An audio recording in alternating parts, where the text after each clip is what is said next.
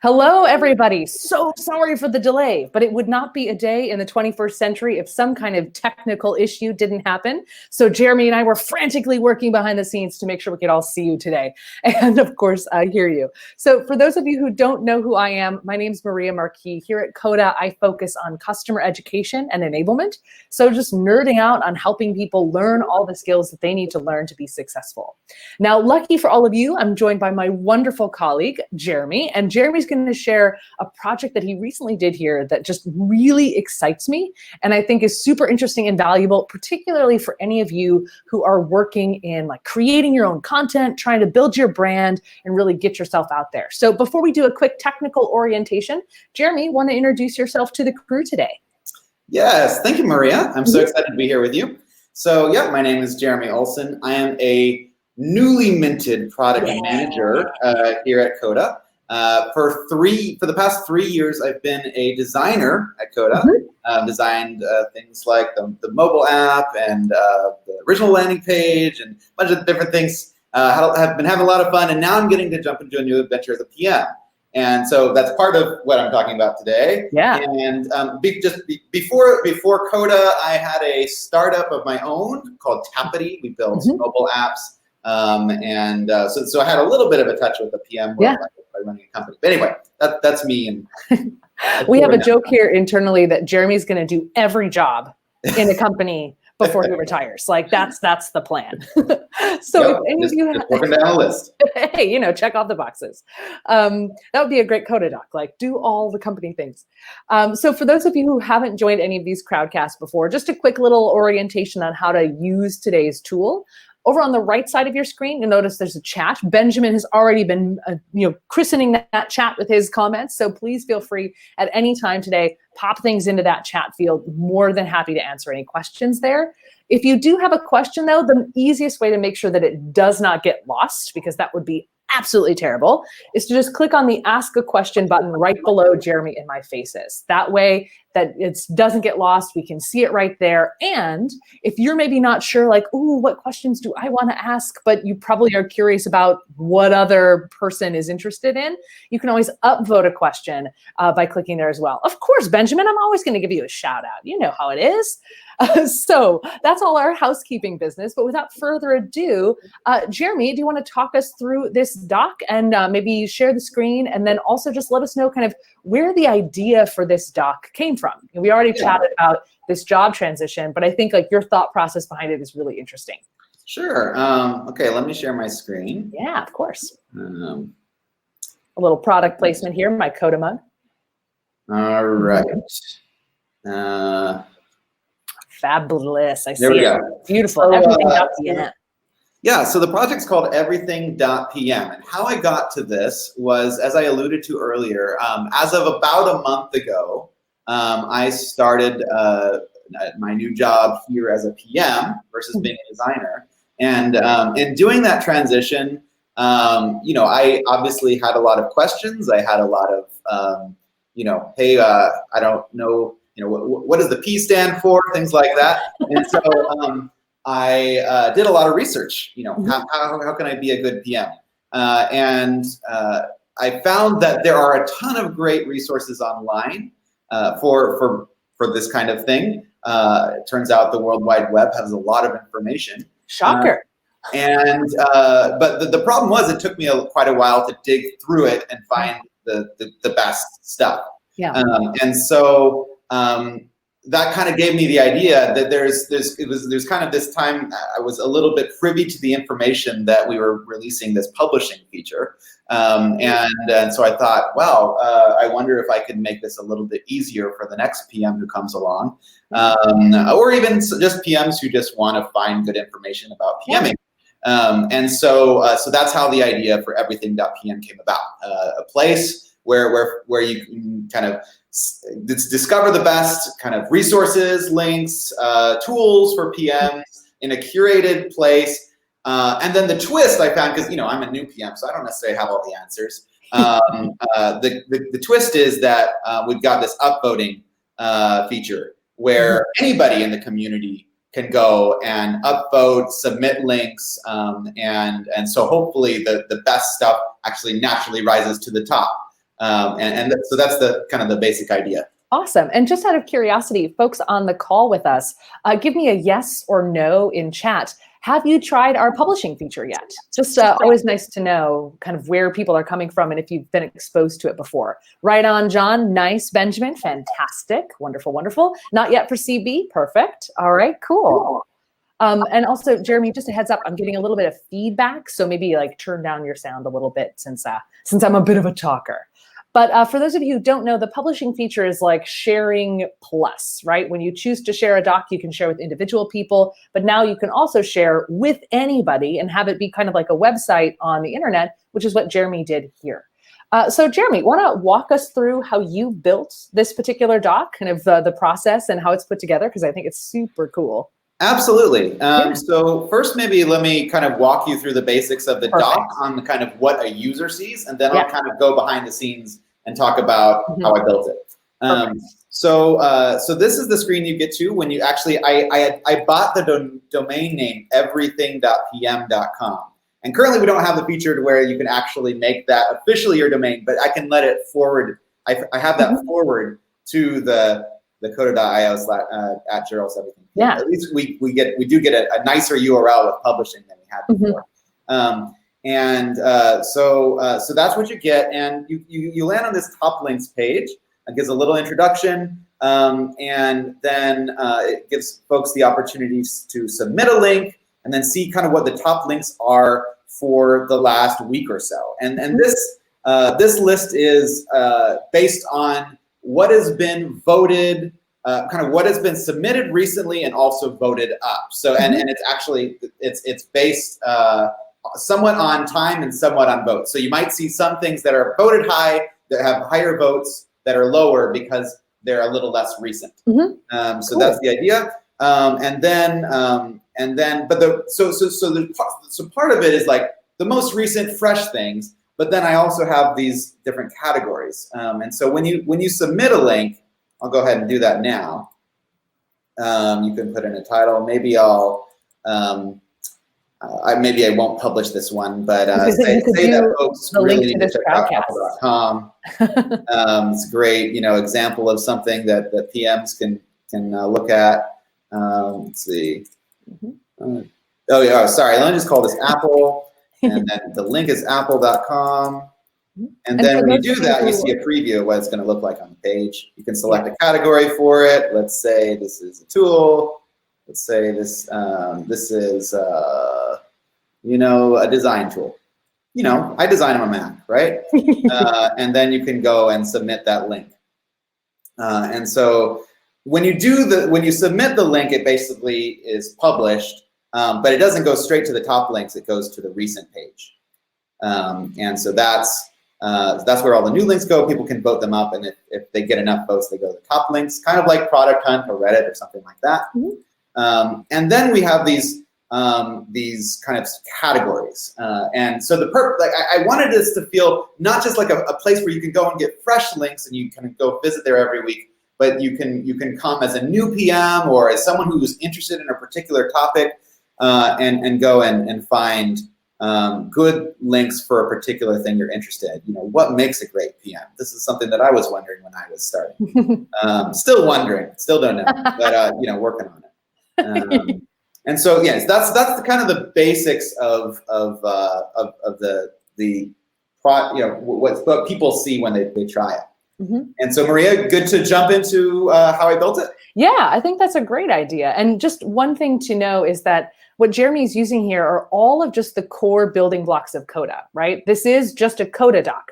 There's nothing else that he's kind of added to it behind the scenes. Like, it's really a native Coda experience. So all the things that you're seeing are things that you can actually do as of today with publishing. And it just looks a little different with those top links along the top of your page instead of the side, but those are just sections. So yeah, Jeremy, let's go under the hood. Let's see how this bad boy is built.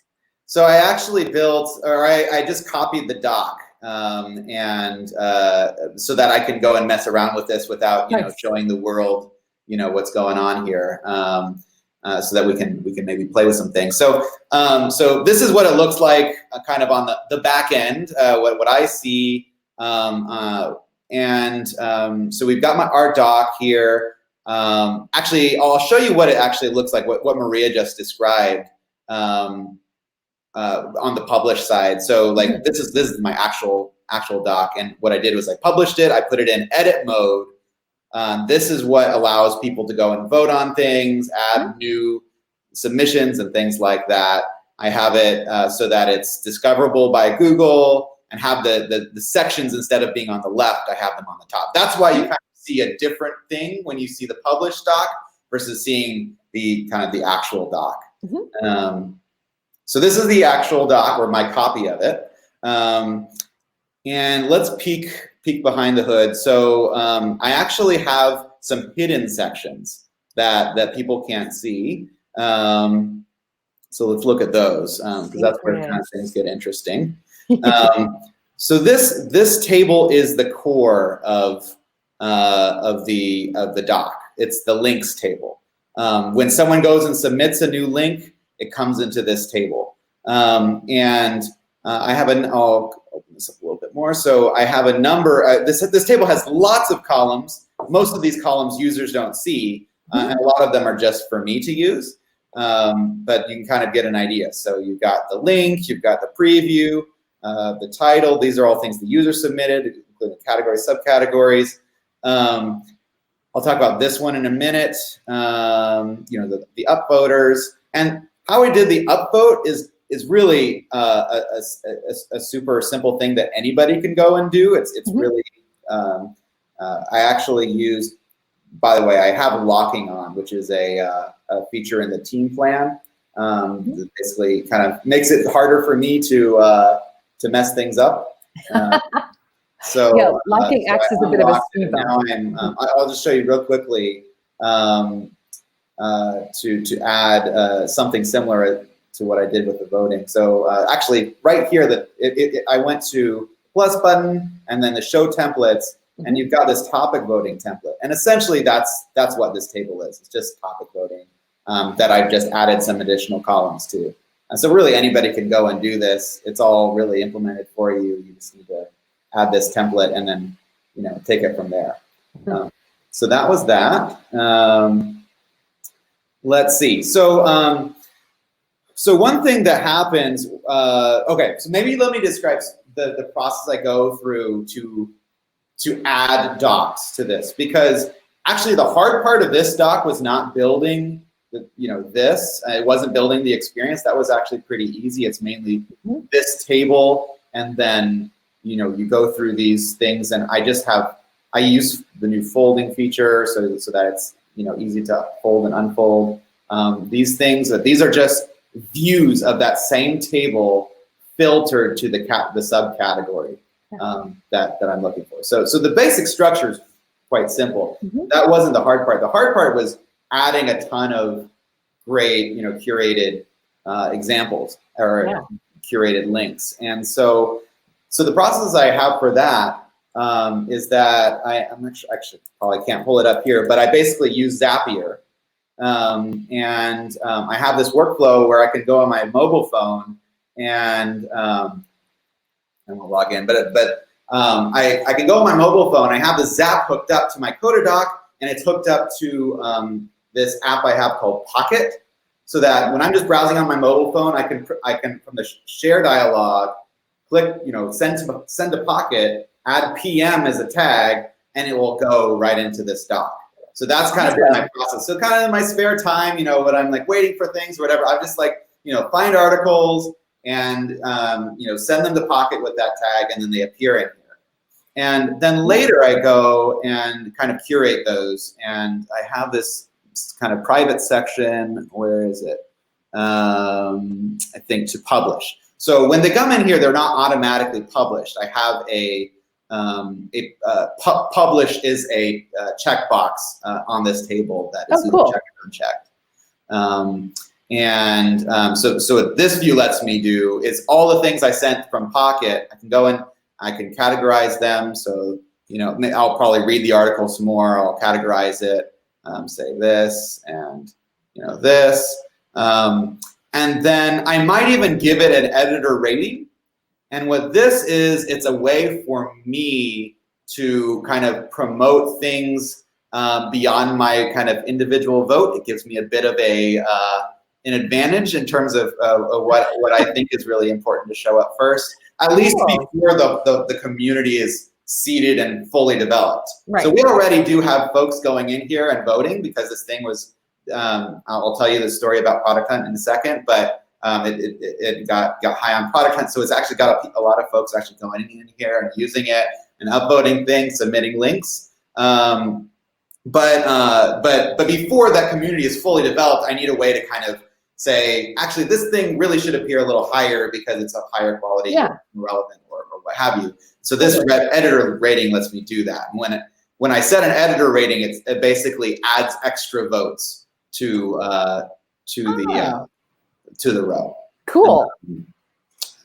Let's see. Maybe let me just pause because I've been talking a lot. Yeah. And I would say, just a reminder, folks, that if you've got questions today, you don't need to wait for Jeremy and I to stop talking. Please feel free, just click on that Ask a Question button right there. That's your spot. So just to recap, Jeremy, it sounds like the structure of this doc is actually pretty simple. You've got a big table, and then you filter it by all the different categories, and then you have that kind of voting mechanism that's just from that in-doc template that allows people to go through. And then like the Pocket Zapier connection is a little bit fancy, but if you wanted to, like if maybe folks aren't ready to make that Zapier leap, or they're not quite sure how to begin with that, you could always just, copy the link and then enter it manually into the row, like we saw before, if you wanted to start there. But you kind of optimized it a little bit for how you know that you work and all of the different tools that are kind of part of your day. Is that a fair statement? Yeah, absolutely. Yeah, I mean, cool. if I didn't want to set up the Zapier, that was a completely optional thing that just made it, because I wanted to put in like 300 of these before I launched it on Product Hunt. Yeah. And so I was like, okay, I got to find a way to automate this a little bit instead of putting links in things. But you can totally do that. And that's super simple. Cool. So maybe you want to tell the Product Hunt story and kind of how you're thinking about that and kind of your mission there. Yeah, absolutely. So so I thought it'd be fun. Let's see if we can actually make a doc something that can trend on Product Hunt. So it was kind of a crazy idea, but it was kind of testing this new publishing thing. Can we actually make docs that people really want and use and find really valuable that are like published to the internet? And so it was, I think, last Thursday, actually Wednesday night, I would say, I was kind of putting the finishing touches on this thing. And I decided, I was thinking about publishing Thursday morning.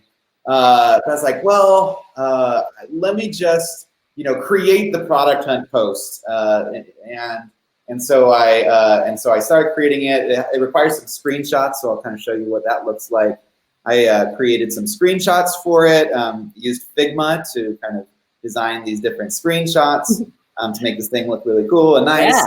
Yeah. And then, by then it was like midnight or so, and midnight is kind of the time when you can submit docs submit products that will show up the next day on Product Hunt. And so I was like, well, it's midnight already, so I'll go ahead and push the button. And so I went ahead and published this on Product Hunt. And I was like, man, I don't know what's going to happen.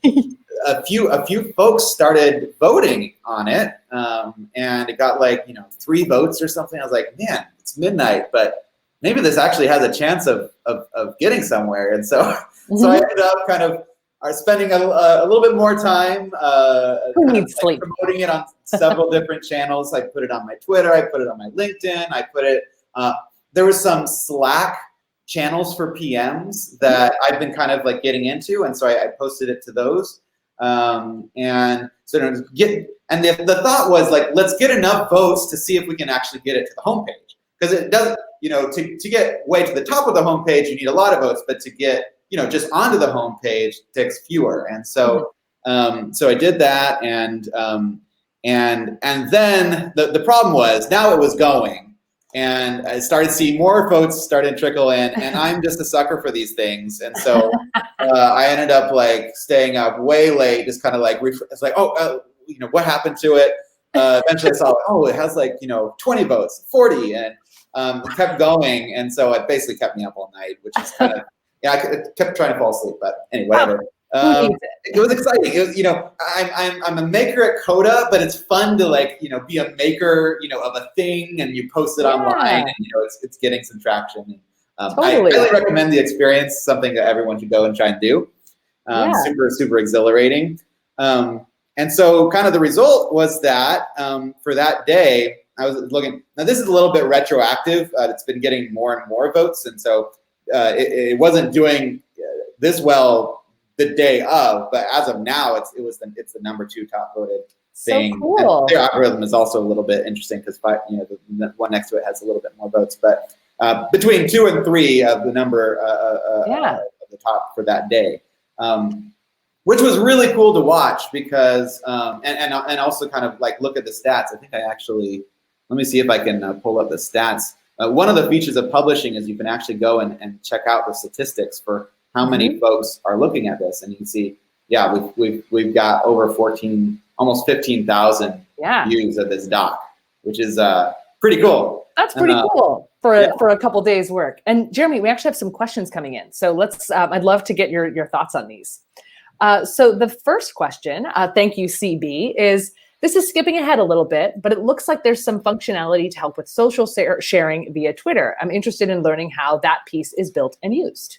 Yes, that's one that I forgot. That's kind of on the back end. So what that is, this is a bit of a growth hacking type of thing. So I like it. I've got this section called Tweet, and it's basically a view of the table that's optimized for like letting me see, okay, what are links that I might want to tweet? These are things that have made it to the homepage. They've made it they're like top links. And so it's kind of a good opportunity to say, hey, you know, this person who wrote this article, go and check out, you know, that this thing got featured on the homepage. You know, they don't know what everything.pm is, but hey, you know, everybody likes to see their stuff getting promoted, and so maybe they'll check it out. So you get all the, you know, the idea is like, can I get a bunch of these influencers go in and check out this doc because their thing got featured? And that's a really good way to like motivate people, is when you're talking about their thing. Super smart. And so basically what I did, I want to automate this further. I haven't done a lot of work to automate it, but I have this formula here. Let me unlock this. That basically, it basically takes the title. It takes and I put in the author's Twitter, and then it gives kind of a message and a link. It just makes it really easy for me to put in the author's Twitter and then copy out this message and tweet the author. And so I've been doing that. Actually, I created a Twitter account for everything.pm. Everything. Everything PM, I think it is. And so you can notice that from this account, which you all are welcome to join. I think I have 14 followers so far. You know, I've got some of these kinds of tweets. Hey, you know, hey, Des Trainer, check it out. Adam Nash, you know, your thing got featured, etc. And I've actually gotten some engagement with these from these influencers where they'll you know, favorite it or retweet it or things like that. So it's just kind of a growth hack that I've been using. Yeah, and I could envision a world where, like you said, you could add then an automation on top of this using Coda automations of like, you know, every Monday at 9 a.m., you know, push this button to tweet out for these few people, right? Which could be pretty cool. Yeah, awesome. Absolutely. Cool, great question, CB. The next question we have is, when you click into an article on this doc, how would you get back home? Thanks, Benjamin. Right, so say I'm on everything.pm. So right now we're just opening, so I think when you click a link in the article, it just opens a new tab. Okay. It's like similar to what happens if you do it on Product Hunt or Reddit. I think let's see. Does Product Hunt do the same? Yeah, Product Hunt does the same thing. So it's just a similar pattern. This is just the basic. What these are is actually using a. Let me show you how I got that card view. Because this is something that anybody can get for any website in Coda. Yep. So if I go to links, I have this preview column, and close this.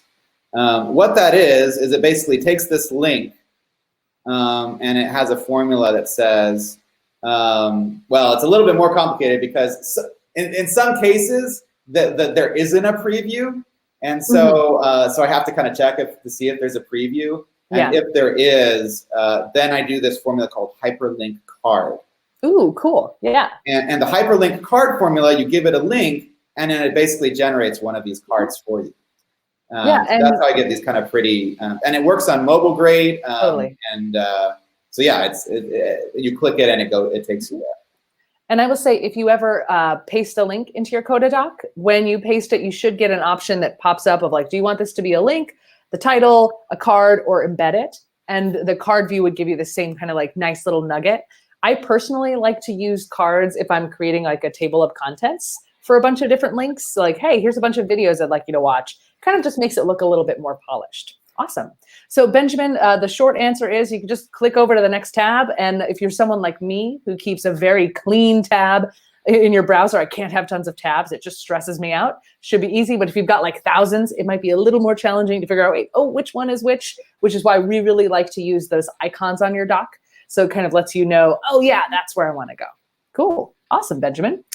The last question we have from now is also from CB, which is, hey, a general product question. Within a workspace, is it possible to combine docs? Not finding a way to do it, is that possible? So this is actually an interesting question, since Jeremy was one of the designers on our workspace, our workspace product.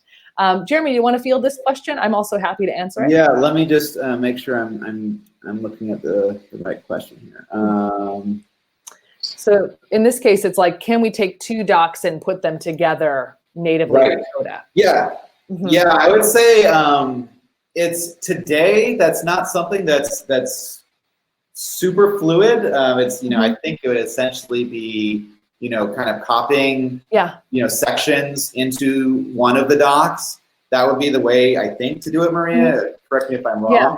But this is actually an area that I'm super interested in because I actually think, wouldn't it be great if like a lot of these things were very interoperable? Like, you can, a doc could, have sections, but maybe you could drag a doc into another doc, and then that just becomes something with sections inside that doc, things like that. So I think there's a world, and we've got some interesting features coming out that could start to allow for some of these things in the future. And that's something I think that as a team we're interested in.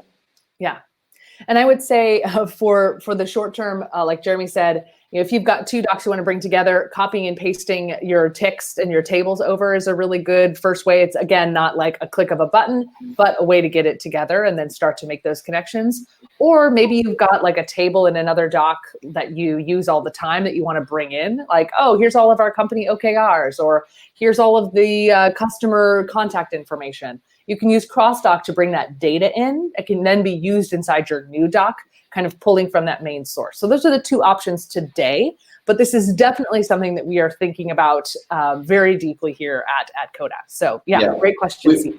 We have made, the team has put a lot of work into making copy and paste a good experience. And you can imagine, like, especially with, you've got tables with references and things that, there's a lot of work to make sure that copies over in a way that makes sense. And we have put a lot of work into that experience.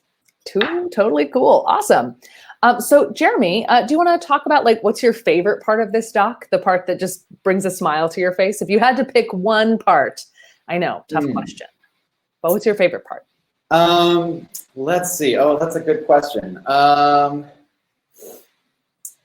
love the idea that I can create basically something that's very similar to Product Hunt or Reddit, in a doc that literally took me a weekend to build. Like it took me literally a few hours to build the structure of this doc. The hard work was putting in all the articles, resources. Totally. Like the idea that I can do that as a maker, and I'm sure it took the Product Hunt team, a decent amount of time. I mean, of course, they started with a newsletter and then they build an MVP, but I literally could build this in a weekend and ship it to Product Hunt, have it be something that people use and love, and I'm actually getting really good traction out of it, and even continual, it's kind of been spreading on Facebook and on different things. The idea that I can just do that in a weekend is just so empowering, and so that's kind of what I love about this. Well, and what I think is so cool about it is that this is something that you made because you're like, I have a problem I need to solve for how my career has changed. I need to fill the gaps. I'm curious. And then it's like, okay, well, I've made something that helps me. Now I want to see if it helps other people, right? I want to pay it forward. I want to take my brain, put it in a doc, and then be able to share it with people in the hopes that it might be able to support them. And you're able to do that not by like, oh, I got to build a whole website and like get somebody to do this and that. It's like, no, I can just type and have a table and then put it out there and then be able to have it be kind of living along with you, right? Because like if you read an article right after this call, you could just boom, add it, and immediately it's up to date without you having to hire someone to make something for you or sit down and like hard code something together. But I really like that it's like, oh, hey, this is something I'm thinking about. Are you thinking about it too? And then getting that community connection, I just think is so, so great. Yeah. And maybe to get specific on your question, since you asked about features. Yeah. I really like, getting to kind of go to one of these areas, and we have this nice like new folding feature that we have. Yes. To like, I don't have to show like 7 different tables all at once. I can like let them, click this and open it up. And this, goes for these different things. And really, these are all just like this doc is quite simple. It's just views of one table, basically. Yeah. And I think a lot of people have the impression that you have to like to make a cool, great Coda doc. You have to like use all the features and automations and packs and like all these different things to make it great. But you can actually ship something that's basically tables with views. And it can be very valuable. Yeah. And actually, Jeremy, I just saw something that I think is worth a mention, which is the subscription to your newsletter. Oh, yeah. And how you thought about that, because I think this is a really neat like hack on top of Coda, bringing some cool things together. Right. Yeah. So I forgot about that. So I use this tool called Upscribe. Upscribe is a service that lets you. It was originally designed to let you paste a link into Medium, and that link becomes a kind of an embed of a newsletter. But it actually works with Coda too, because we allow you to paste in links and embed things. The reason I use that instead of other tools for the embed was because most of the other tools use HTML for embeds, and we don't yet support HTML embedding. But this let me put this kind of newsletter embed in here. And now when people sign up, I've already signed up, so I'm not sure if this is going to work. You can put your email address in there and get subscribed. And actually, even though this is like very low on this first page, it's like you have to scroll quite a bit to get there.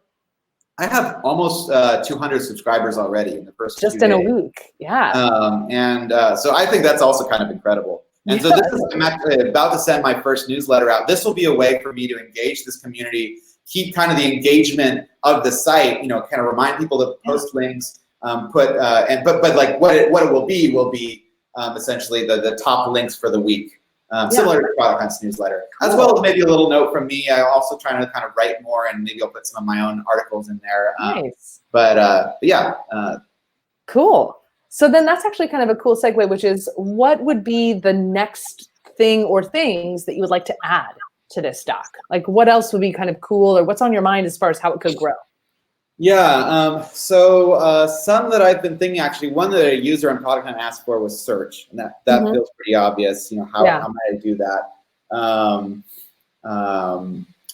So that's one I'm thinking about. I'm thinking about kind of like you mentioned, automating some of these things, like the Twitter thing. I'd love to kind of have this so I don't have to manually do that all the time.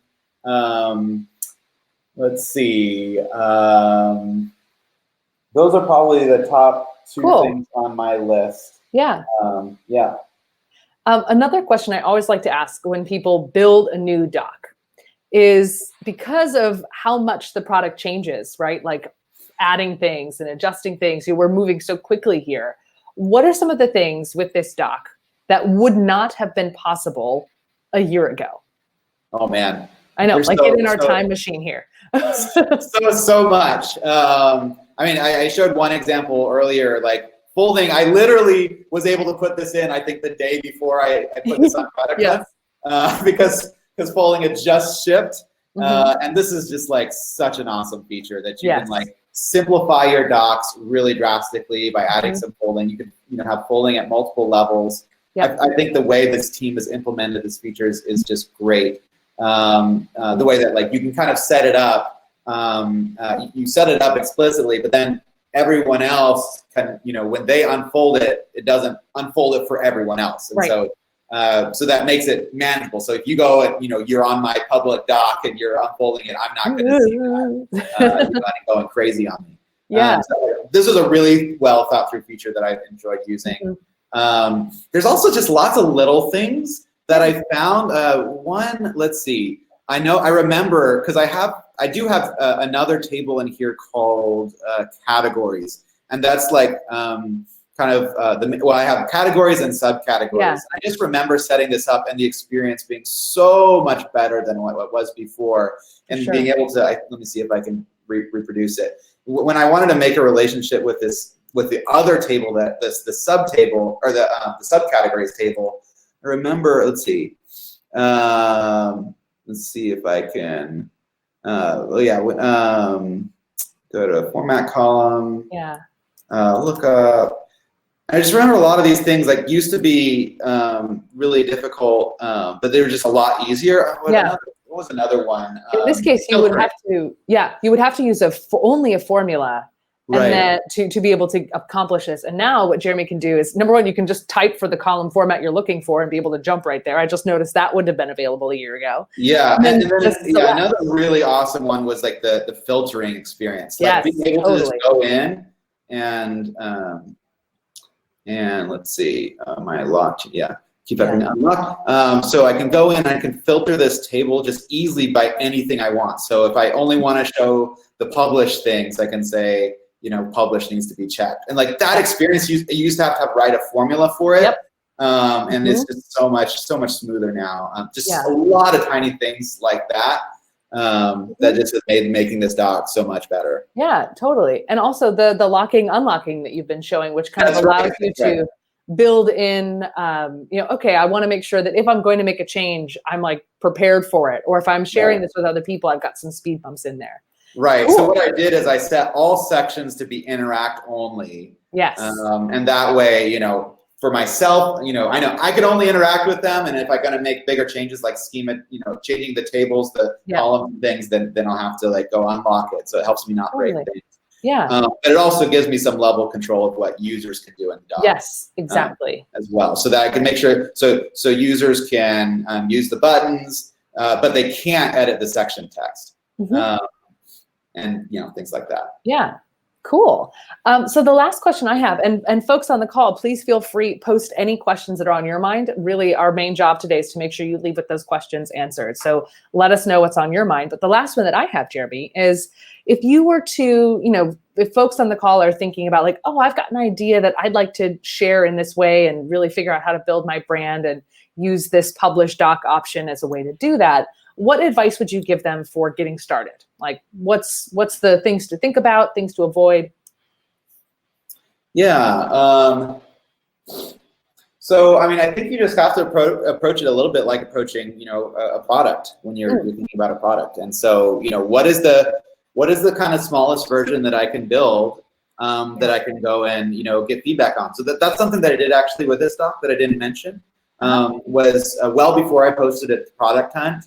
As I was kind of building the doc out, I had something that I could start showing people. And so, I was asking folks, do these categories make sense? And, maybe you could go in here and help me seed it with some content and getting feedback on the usefulness of the doc. And like, that's one of the things that actually gave me confidence that it was ready for Product Hunt was because I was getting people saying, oh man, this is like super useful. I'm using it myself. Yeah. And so you start to get that signal, okay, this thing's ready to launch. And so, just kind of, thinking about all the things you think about when you're making a product, not trying to like overdo it on the first thing. I think one thing it's really easy to do is just like, you start thinking about, all the cool features that you start building. Right. And especially, with Coda, you can build almost anything, and using formulas and buttons and, automations and everything. And so, so you have the kind of maybe urge sometimes to overdo it. Yeah.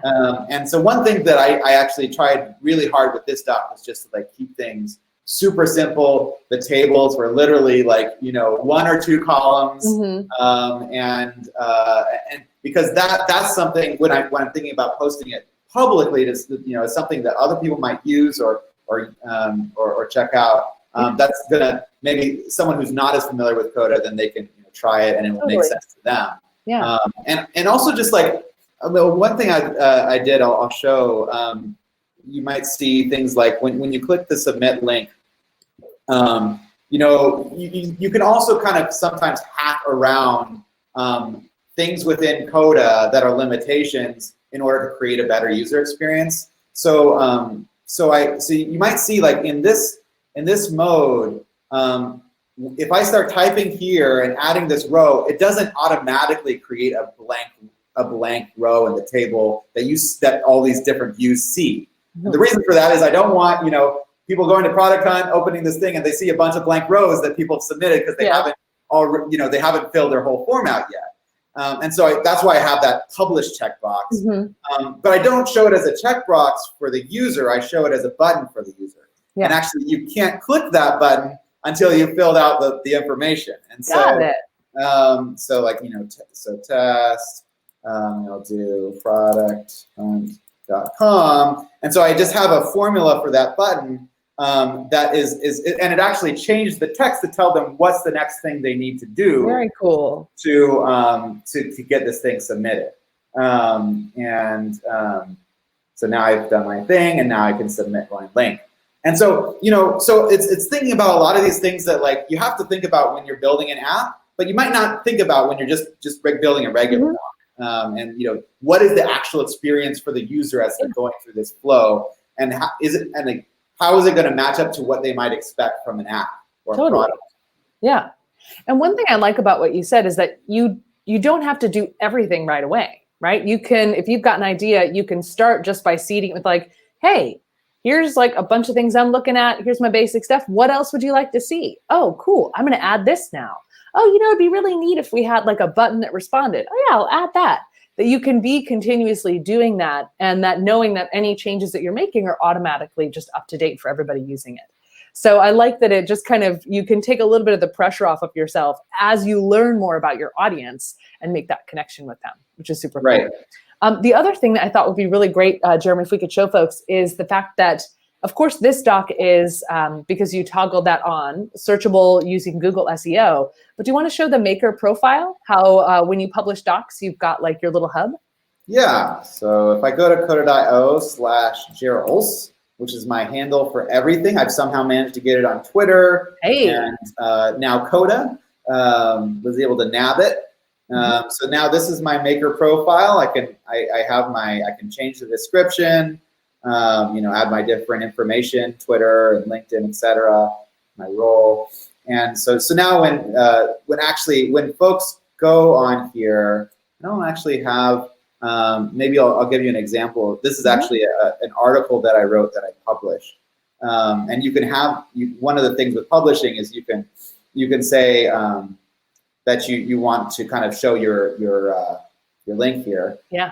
And so I can go and view the profile, and that sends them to this profile. So that way everybody can see the docs that I published. Yeah. And when you publish, check out, you know, other great makers that I've published docs. And when you publish your first doc, that's when you'll choose your handle. So that's when Jeremy chose @Gerals. Mine is @Maria Marquis. So you'll be able to choose that right away depending on what you're looking for. Cool. Excellent. Well, we've got about 4 minutes left. So folks on the call, if there's any questions, anything Coda related is fair game. So please feel free, click on that ask a question to pop it in there. And while we wait for any other questions to come in, Jeremy, anything else that you think folks would find interesting or things that you're really excited about, thoughts on your mind as you think about this really great project you just launched? In a weekend, one might add. Yeah. Well, one thing that I'm interested in is kind of, you know, one thing that drew me to Coda in the first place is the idea that you can build these kinds of apps, these docs that really anybody can build, and come up with kind of a process or a flow or even a product or an experience that makes sense in one category, but that someone else might be able to go and riff on, and it maybe all makes sense in another category. So one thing that I'm excited about this doc is, I'm actually thinking about maybe there's a way for me to, templatize this doc so that, maybe you want to make basically the same experience for designers or for folks working in or for fishing or golden retriever enthusiasts. And I think there's actually lots of opportunities for these kinds of sites. Obviously, it did pretty well for product management. And actually, one thing. So my daughter is autistic, and so my wife and I, obviously are very involved in that community. And one thing that this doc inspired her is well, maybe we can create one for the autism community. And so that's one of the things that gets me excited about Coda is I can now take this doc and make it something that anybody could go and riff on. And that's kind of one of the things I'm thinking about as a next step for this. Yeah, I love that. And just in fact, if anybody is interested in riffing on this, I'm happy to kind of share this with you. Cool. So just let me know. There you go. Fantastic.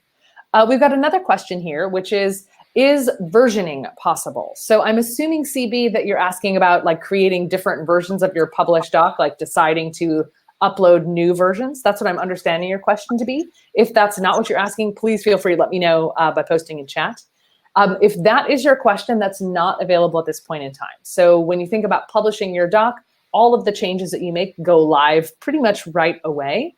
So there's not that notion of versioning. If you wanted to do that, my recommendation would be to create a copy of your doc that's kind of like your editing version, where you can be making changes and all of that not being pushed through, and then pulling in your version when you're satisfied with your workspace. Jeremy, any other thoughts on CB's question there? Yeah. I think that was a key question when we were designing this. Mm-hmm. When the team that was working on this was kind of do we do this right? Is it does this become kind of a very separate thing that you kind of publish to, or is it more of a live thing? And that was kind of one of the early on decisions that could be something we revisit in the future, but that was kind of a way to that was kind of our there's positives and negatives on both sides. On how to do that. For each. And we got a good follow-up here from CB, which is, if I do a copy, what does that mean for the URL? So what I'm suggesting is you make a copy that is where you're that's like your play space, your lab, if you will, where you're making changes, updating. And then when you're satisfied with what you've made there, you can then implement the changes in your published doc so the URL stays consistent. Yeah, great question. Cool. Anything else that we can help with all of you today? We've got about a minute here if there's anything else you need. Otherwise, I just want to thank all of you for spending some time with us. Thank you, Jeremy, for taking time out of your busy schedule to share this little brainchild of yours. I really, really love it. And I think that there's a lot of opportunities for people to really bring their communities together and bring people together to really learn from each other and share. And I love the sort of approach that you've built here. So thank you so much for that. Thanks, Maria, for having me, and thanks everyone for joining. Yeah, of course. And if you have any other questions after the fact, please feel free to reach out to support@coda.io. One of our fabulous colleagues will be there to support you immediately. And we cannot wait to see what you build and what you publish. And keep us posted if there's anything we can do to help. All right, everybody, have a wonderful rest of your day, and we'll see you next time.